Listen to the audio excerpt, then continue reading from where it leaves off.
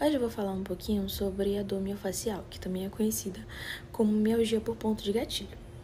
Ela é uma dor localizada, mas ela pode causar sintomas em regiões que estão afastadas do ponto real do problema. Essa dor, ela está associada com pontos de gatilho, que são áreas específicas de tensão dentro de uma banda muscular que está enrijecida e hipersensibilizada. Que quando a gente pressionar essas áreas, vai acabar gerando dor, seja ela dor local quanto dor referida, que é uma dor que é percebida em outra parte do corpo. Esses pontos de gatilho, eles foram descritos lá em 1952, só que apesar disso, hoje em dia, a dor miofascial ela ainda é pouco compreendida, e apesar de ser uma condição bem comum, né, e muitas vezes isso faz com que ela seja subdiagnosticada. Mas então, o que vai causar essa dor? A origem dos pontos de gatilho, como eu disse, ela ainda não é completamente compreendida, mas há uma hipótese uma das hipóteses é que as terminações nervosas, algumas, no caso os nociceptores, das fibras musculares sejam sensibilizadas por substâncias algogênicas, que são substâncias que causam dor. Isso acaba provocando uma zona ali de hipersensibilidade, porque há uma redução do fluxo sanguíneo ali local e um aumento na demanda metabólica no tecido ali que foi afetado. E aí, essa redução ela vai criar um desequilíbrio ali no músculo e isso vai gerar um acúmulo dessas substâncias ali que causam dor. Então, isso sensibiliza as terminações nervosas, né, os nociceptores, e gera essa área de hipersensibilidade, que são os pontos de gatilho, justamente.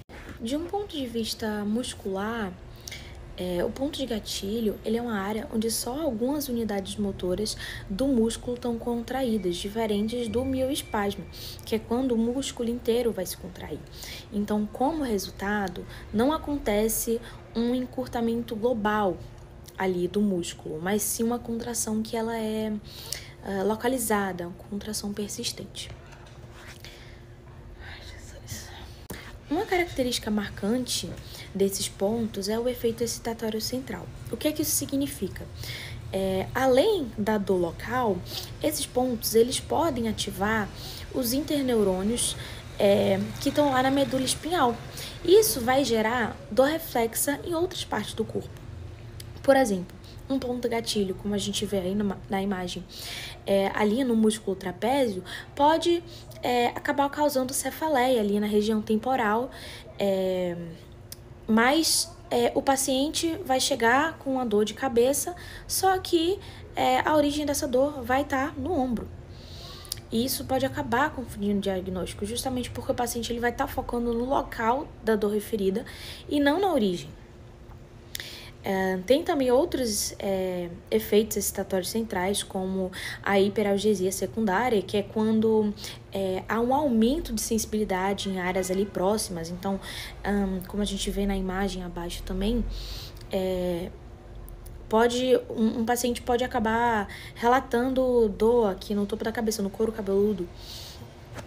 Tem a cocontração protetora também, que é quando os músculos ali adjacentes, eles se contraem como resposta à dor. E por último, temos as alterações autonômicas, como lacrimejamento, xeroftalmia, que é a sensação de olhos secos, vermelhidão, secreção nasal, unilateral. Isso tudo porque a dor ela vai ativar o nervo trigêmeo, e aí ele se conecta com o centro do sistema nervoso, que vai gerar uma resposta reflexa que estimula as glândulas ali da face, e isso provoca esses sintomas. E esses pontos de gatilho, eles podem estar em dois estados. Ativo, que é quando ele provoca dor referida e sintomas centrais, como fadiga, sono, sensibilidade aumentada à dor, né? Porque ativa e sensibiliza o sistema nervoso central.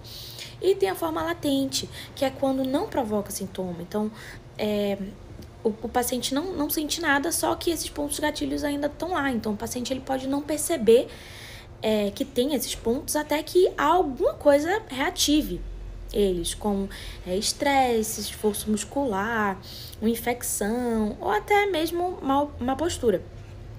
Então, como é que a gente diagnostica?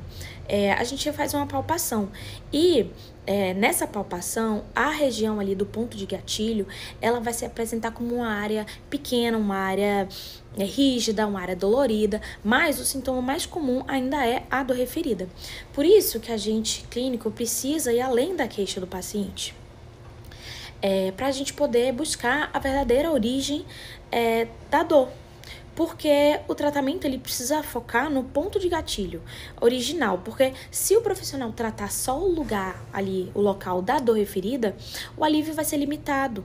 Então, por exemplo, o paciente que chega com uma cefaleia e a gente trata ali a cefaleia dele, sendo que o problema dele era aqui no ombro, era no músculo trapézio.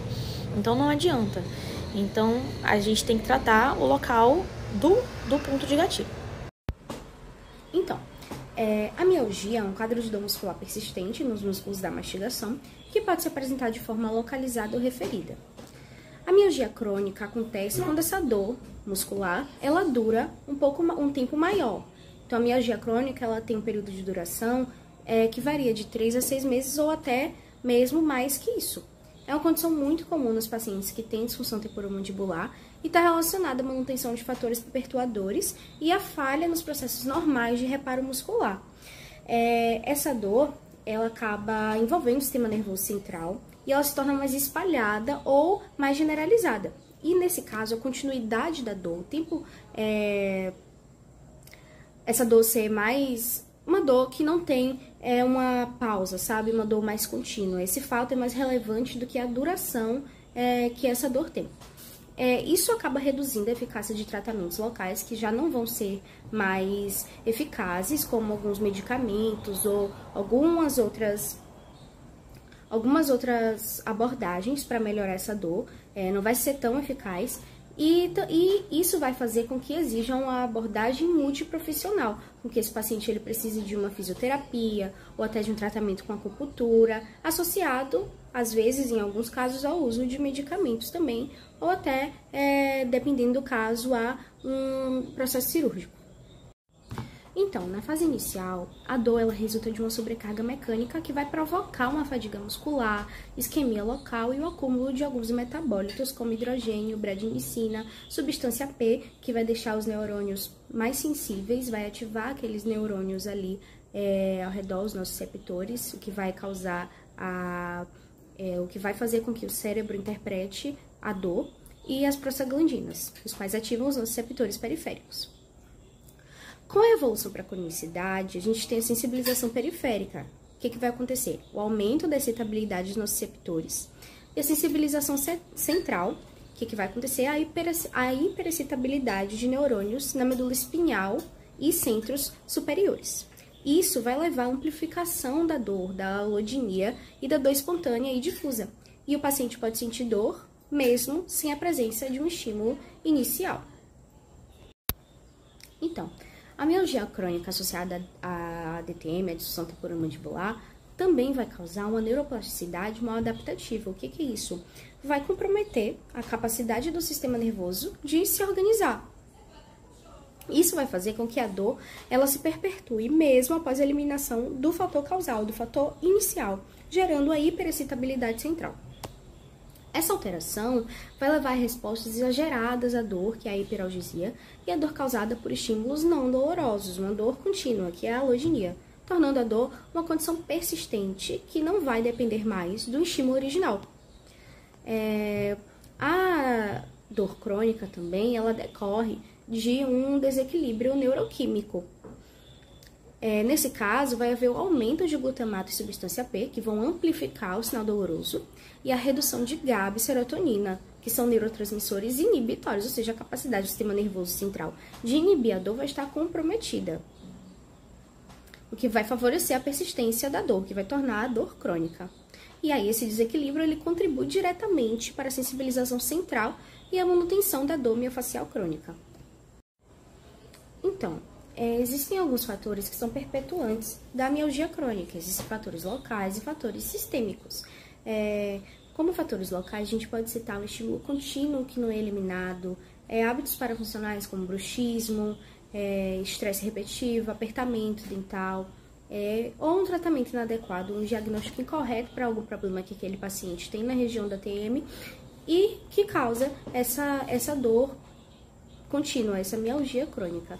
Como fatores sistêmicos, a gente pode citar o estresse emocional contínuo, uma disfunção do sistema inibitório do acidente, como eu já citei antes, que vai aumentar a percepção da dor, transtornos do sono, porque quando a gente dorme, o nosso sistema nervoso central, ele tem a função de inibir algumas sensações que a gente sente, como o tato, o paladar, e algumas outras coisas para que a gente consiga pegar no sono. Quando esse sistema ele é comprometido, o paciente ele não vai conseguir dormir, o que vai ou não vai ter um sono adequado, que pode causar bruxismo, ou sobrecarga nos músculos, e também depressão, que é frequente em casos de dor persistente e vai requerer, vai fazer com que o paciente ele precise de um tratamento específico, como acompanhamento psiquiátrico, de psicólogo e etc.